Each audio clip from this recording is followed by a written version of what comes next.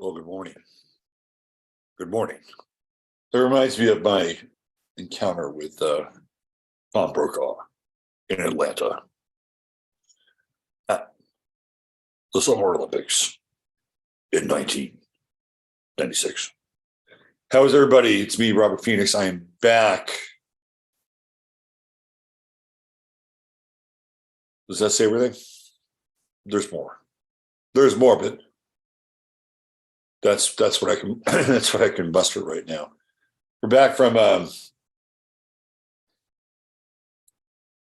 2.5 day, almost 3 day blitz from across the country, from California to Texas, and with the old gal in tow. Very interesting journey, to say the least. And in the words of the infamous Carpenters, it's only just begun. So anyway, I'm not one for petitioning the Lord or the audience for prayers, but if you feel like it, throw a couple in this direction, because I think we could use it on a number of levels. Anyway, I'll leave it there. How is everyone? Wow, it feels like it's been a while. I mean, I think the last weather we did was almost a week ago, last Thursday. And, you know, when you cross the country, you see a lot of different things, a lot of different thoughts go through one's head. Kind of where we are as a country, where we are as a people, where we are as a planet. And, you know, my experience with the general populace is that it's mostly good out there. Like, there are a lot of people, you know, when you have an elderly parent who can't really do things for themselves, you know, and you see sort of the kindness of strangers and, you know, opening up a door, you know, making sure somebody's okay. It gives me some hope and faith on the human condition. However, when it comes to driving, that's a whole other narrative, because you can tell a lot about how we are as a culture by how we drive. And it's starting to get a little Mad Maxy out there. Just saying, a little Mad Maxian. And a lot of shitty drivers. People who are either unconscious, unaware of their surroundings, or they're avaricious, and they want every inch of the asphalt in front of them, including yours. And my favorite, or at least least favorite, I use favorite as pejorative. You're going on a 2-lane highway, which are more 2-lane highways in this country than you might think, right? There's a lot of 2-lane highways. Highway 5, huge highway in California, 2-lane highway. And you have the people that will go on the right to pass because some asshole in so-called fast lane isn't doing the appropriate speed limit, right? And then what they'll do is they'll go right behind the offending slow vehicle and then jam in front of you, or somebody in front of you, right? I saw that on numerous occasions. When you're in Gemini, both the Gemini season, you have to keep your eyes on that. Right? You have to keep your eyes on what's going on the highway and the road, and it's the nature of Hermes and movement. So, bringing it to astrology, let's get into the chart of the day and the chart of the moment and where we are now. Hello, Peachy. Peachy's missed me. Tell my little girls miss me. All right, here we go. There's the sun, just moving out of this square with Saturn, just a little bit, right? Saturn's at 6. It's about to go retrograde. We'll talk about Saturn retrograde tomorrow when I have some time to open up that can of worms. But we're still in this Sun-Saturn square. And, you know, I got to tell you from my own personal experience, when you get into Sun-Saturn squares, anything that's debilitated with Saturn, you get the effects of Saturn, or the at least at the beginning, the what we call the negative effects of Saturn. And this one would have to do with things like limitation. And guess what? The A word, aging. That's right, aging. And so we have spry, young Gemini here, just hatched into the season, right? This Gemini, this curious Gemini sun that wants to get into everything. And it's squaring up against Saturn. And there's limitations. There's limitations that have to be worked through, right? Big time limitations. And we already have the Sun Pluto trine. Pluto's retrograding. It's going to go back to Capricorn. We're going to have one more crack at the Pluto return for the US at 27 degrees a little bit later this year. Maybe I'll do a show on that on Sunday night fodder. But that sun is moving out of the trine with Pluto. So for over the past few days, we've had both the potential to experience extreme limitation, and I've been here to tell you about it, extreme limitation with the Sun-Saturn square, but also the possibility of working within the bonds or the bounds of that limitation and transforming the inherent potential of any situation. But you have to recognize, number one, that you're in a situation with limitation. And I know that that's kind of an anathema for people that want to think and grow rich, but sometimes limitations are an important thing. Orson Welles once said, the enemy of art is the lack of imitation. And not imitation, plenty of imitation or limitation. So the sun is going to be in this position for a few days, right? We're going to have to get the sun up to about, I don't know, 17 degrees, so about 8 days from now. So we're in this Sun-Saturn square. And, you know, Pisces is the last sign in the zodiac, right? It's old. By the time we get to the 12th house, the chart is old. And so now we have these competing energies of youth versus aging, or this desire to experience something new, which, by the way, is Juno over here. Juno and Gemini, very interesting Juno, since it is literally in the month of June. So we have Juno Cleaver over here. So there is this promise of something new, whatever that is, or at least not, maybe not even a promise, but a yearning for something new. It's like, oh, really?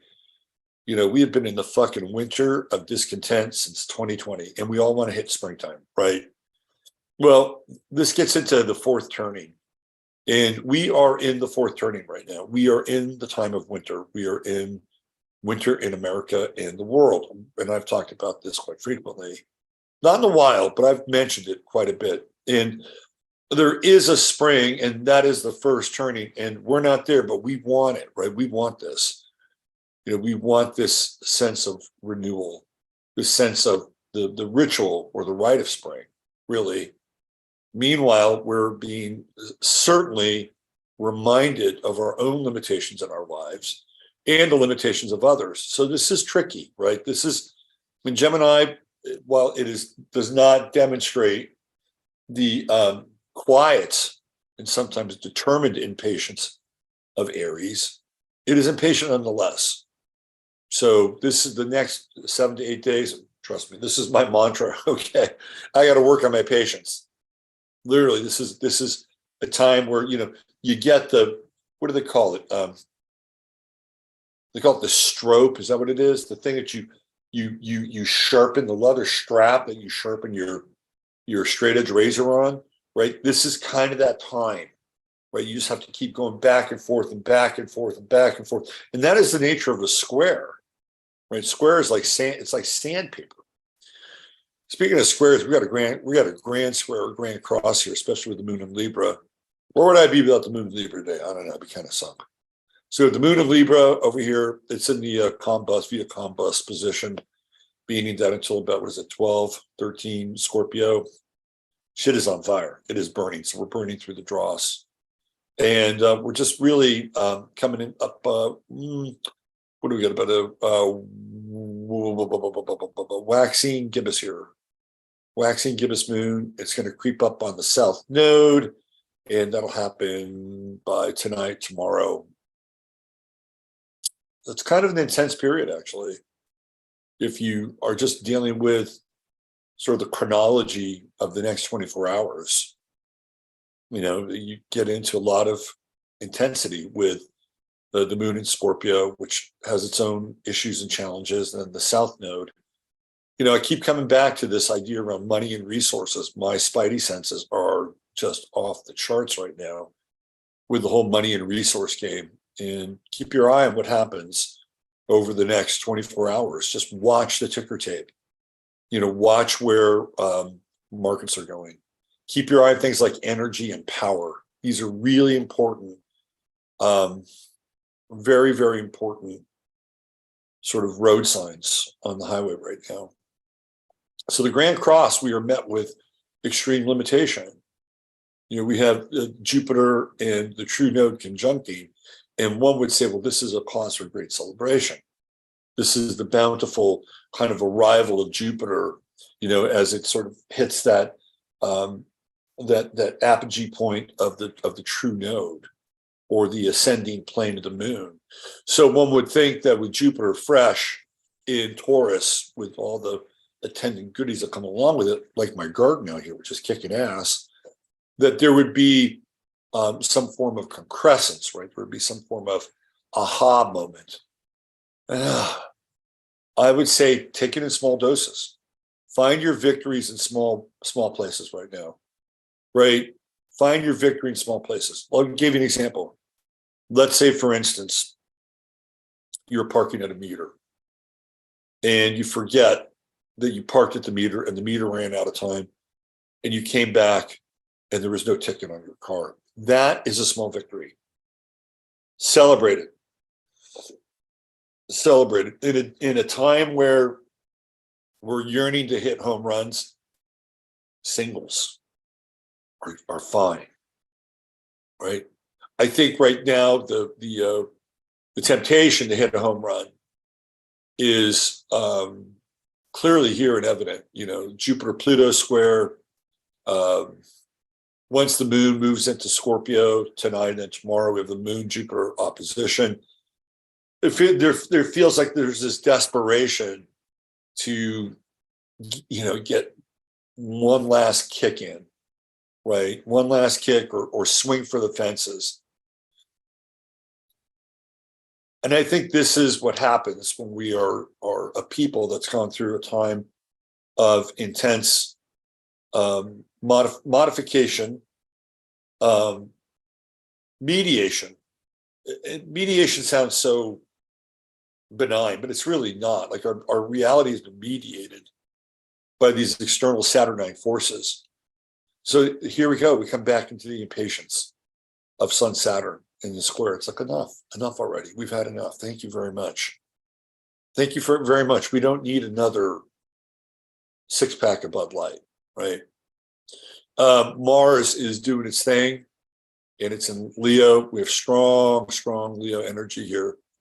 Mars, Pallas. Of course, we have Black Moon Lilith. It's been in Leo for a while.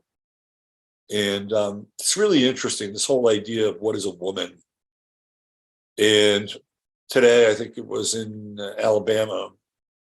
And the reason I'm bringing this up is because it does have to do with Leo and competition in sport. Alabama outlawed males competing in any female sport across the board. So it doesn't matter if you're in grade school or college. If you're in Alabama, you cannot be theoretically a biological male who's fronting as a woman to compete in sports. That's Black Moon Lilith territory right here, right? It's the shadow, right? It's the shadow of the feminine, the shadow of the female, the shadow of the mother.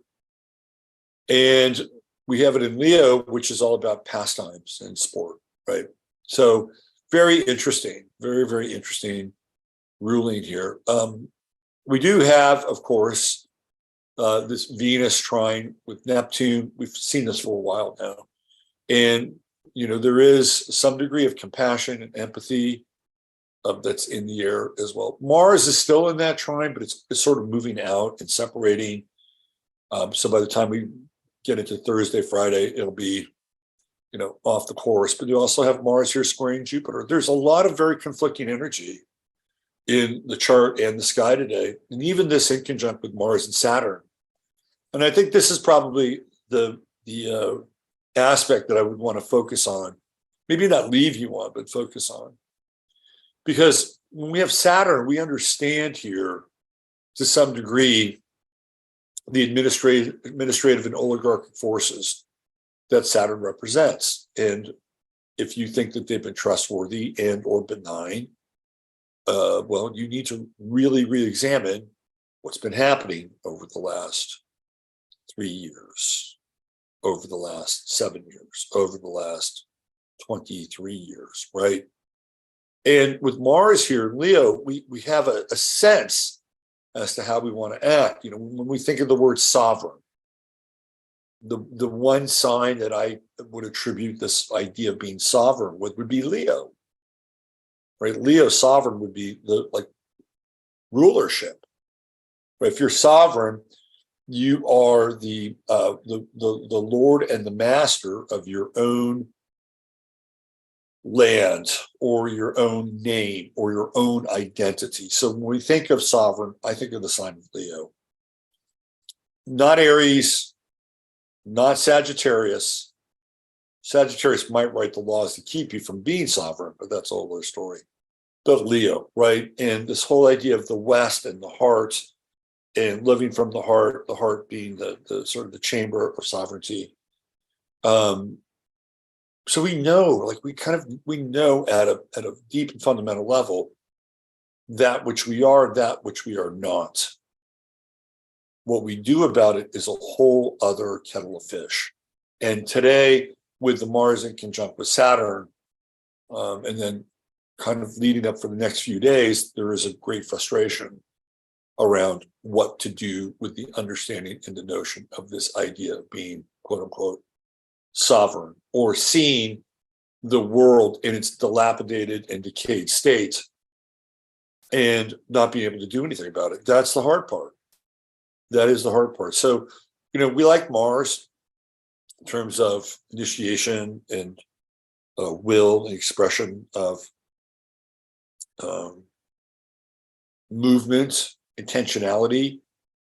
But when it's not being, when the energy of Mars is not receptive in the sky, especially in a very strong and dominant sign like Leo, it can be problematic, right? And then what do we get into? We revert to the lower state of Leo, which is the child. And the child kicks and screams and does all the things that a child does in order to get their way, right? So this is a tricky day, next few days with this Mars in conjunct Saturn, because we know that we can't really trust Saturn. I mean, look at how Saturn has been absolutely, utterly in our business for the last 3 years. And we know at a deep level what we believe to be right and true. The path and course to action of that is occluded, and it's right here in the fragmented path of the inconjunct. This is a day where I would preach, and have to practice what I preach. I would preach patience. This is a day of patience, and do your best to make sure that you're taking your time, don't get hurried, don't get stressed. As I say to myself over and over again, serenity now. This is really, my bromide is your bromide. My meditation is your meditation. Your meditation is mine. So we're in this grand cross today together. I think that's about it for the chart of the day. Let's get into the star of the day. Lots of worthy candidates to choose from. Absolutely. But there's only one real star of the day. You know, we had Walt Whitman today. I like Walt Whitman. Walt Whitman is, in my estimation, the greatest American poet that ever lived. He might be maybe top 5 great English poets. And the thing I love about Whitman is his absolutely insatiable curiosity, which comes through in the sign of Gemini. And if you ever, he's the guy that really broke the language too. I mean, he's the first guy that I encountered in American literature, specifically poetry, that broke away from iambic pentameter. So Walt Whitman is the father of free verse. And we would expect none other than a Gemini to do that. However, he's not our star of the day, nor is Brooke Shields, whose birthday it is. By the way, shout out to Tova in San Francisco, wishing you a very happy birthday. Here we go. The man, the myth, the modern legend, Clint Eastwood. So it's really interesting breaking down a chart like Clint Eastwood's and to try to see the man in the chart and the chart of the man. And he's such an iconic figure. You know, he's got that Scorpio rising. Of course he's Scorpio rising. He's got those intense eyes and to stare right through you. He's got the cold, steely, squinty eyes, Scorpio rising, blocking everything, right? And what do we know him as? We know him as somebody who cuts a very singular figure. I mean, sure, every now and then he'll dabble in comedy. Every now and then he'll dabble in something offbeat. Paint Your Wagon. It's a musical. He actually sang a song. Every Which Way But Loose, which showed his more comedic side. But really, what do we know him as? We know him as a guy, whether he's in a cowboy outfit or he's wearing a suit as in Dirty Harry. This is a guy that is associated with guns and violence and, you know, cuts a figure as the anti-hero in some ways. He is definitely a third turning character in the American story. You know, John Wayne, another Gemini, was really part of the second turning, or actually, no, Clint's a second turning character. John Wayne is a first turning character. John Wayne is the time of the hero, right? He's like winning the war in Japan. He's winning the war in Germany. He's winning the war against the Indians. I mean, that's John Wayne. And John Wayne, a Gemini like Clint Eastwood. And John Wayne saw, I believe, a fistful of dollars for, I think, yeah. And he hated it. He hated that Clint Eastwood had turned the cowboy into this kind of, well, the Santa hero. Oh, now you're throwing up. Man, it is a plane. All right, well, let it rip. There you go. All right. Jasper, too much food. Jasper has to eat small bites. All right, we'll hook you up. Anyway, Clint Eastwood and John Wayne did not get along. Clint Eastwood wanted him to be in one of his movies, and John Wayne basically told him to fuck off because he perverted the cowboy. That's because Clint Eastwood is second turning. He's going to be the anti-hero, right? But we know he uses guns. There's Mars and Aries right there. Conjunct the South. No, a true node, rather. Right there. So he's got the true node in Taurus. When I think of Westerns, I think of the sign of Aries and Taurus, right? You think, I mean, just roll with me, right? It's the great expanse, manifest destiny, moving west. We'll go back and indulge ourselves in this historical theater of cowboy and Indians. And to me, that part of our historical terrain is Taurus, right? It's all about land, it's all about resources, ranches, and then the gun rules the day, right? He who has the gun, or the majority of the guns during a time like that, theoretically, they're the ones that kind of run the show, right? So we see Mars and Aries as this idea of the gun and Taurus as the land. So what's interesting also about Clint Eastwood in the sixth house is that he is notorious as a director for working very quickly and very economically. He only has 2 takes per scene. To me, this is very Mars, very, very Mars in the sixth house. Gets a lot of work done. Films are on time, under budget. Studios love him, right? That's where Clint really is. This is it. This is his signature. Mars in Aries, the gun, and we have the true node in Taurus. He works. The guy's still working. He's old as fuck, but he's working, right? I think where Clint gets into some challenges, love life, Uranus and Aries. You know, this is where crazy Sandra Locke shows up. And this, he would be, to me, he would be very inconstant in love. and would need a lot of course, stimulation, right? And he has Moon in Leo, so he always wants to come up on top. And the Moon is the highest planet in his chart, which is kind of interesting, right? And there's a lot of projection with the Moon in the ninth house. But what's really interesting too is that he really made his bones when he went to Italy and Spain. Actually, so the Italian directors they filmed their westerns in Spain. So Clint Eastwood really makes his bones right when he travels. Ninth house, Moon in Leo, and then of course we have a Mars square here. But in this case, the Mars square actually works for him. Cuts against the grain. Cuts against this idea of the traditional Western. And he's got all this intensity bottled up in the eighth house. And so as a character, I believe that's what you pick up on is all this bottled up intensity, right? Venus in Cancer and Pluto also in the eighth house. You know, this is also death, right?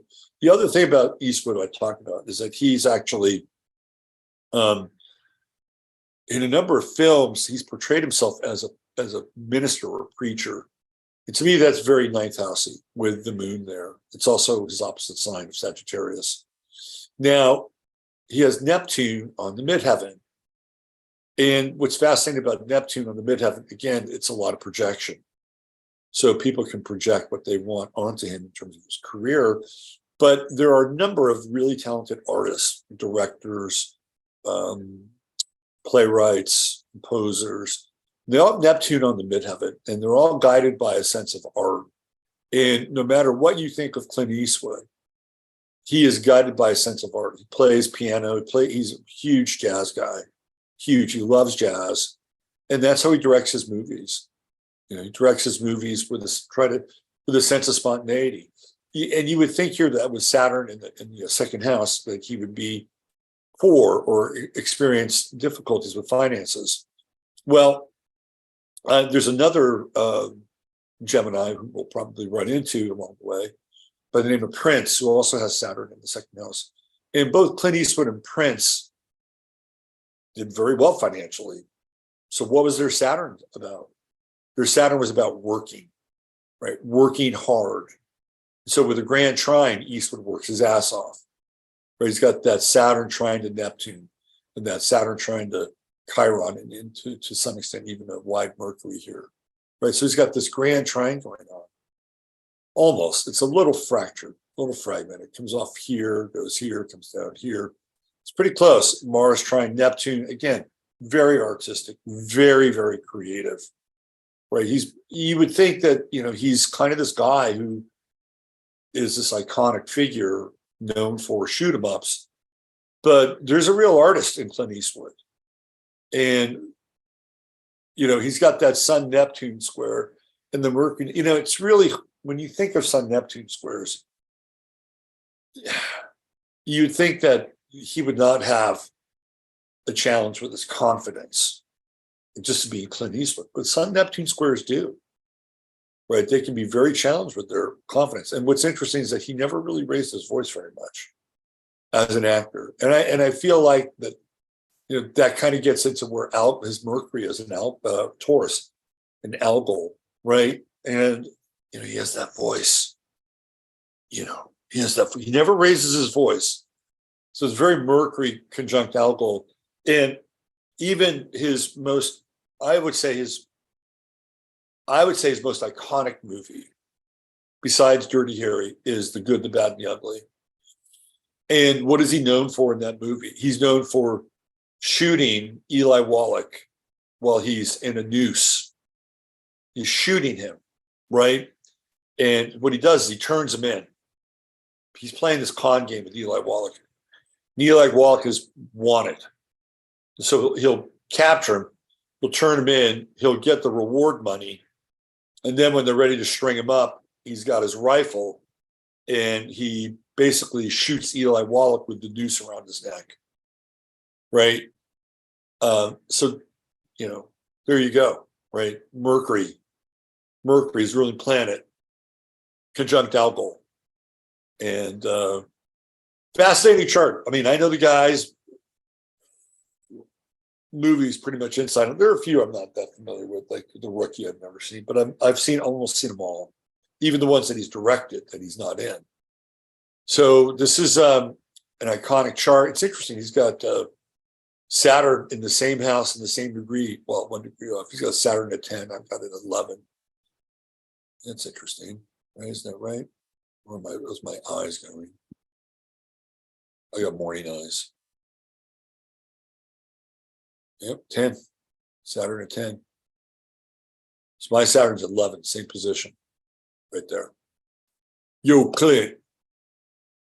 You and I got the Saturn hookup, yo. There you go. There's our star of the day, Clint Eastwood. An icon, a legend. And let's hope he doesn't fall prey to the birthday effect. All right. I'm going over to 15 minutes. I gotta drum up a show here. I may be a little late, but we got things to do on this end.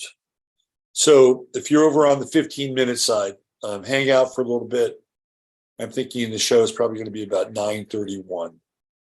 Okay, 9:31. It's going to be Central Standard Time, but please join us. We have a lot to talk about. Anyway, that's it. Thanks for being here. Always a pleasure. Join me tomorrow for the Astro Weather. And my little mantra here is use your head in order to discern what's real. That is the Buddhist mind, by the way. Right? That's why I say that. It's the Buddhist mind to discern what's real and to see through the illusion of the form. And your heart to stay open to what's possible. There's always a possibility. So use your head in order to discern what's real, your heart to stay open to what's possible. I'm Robert Phoenix. Take care. We'll see you tomorrow and have yourself a wonderful Astro Weather day.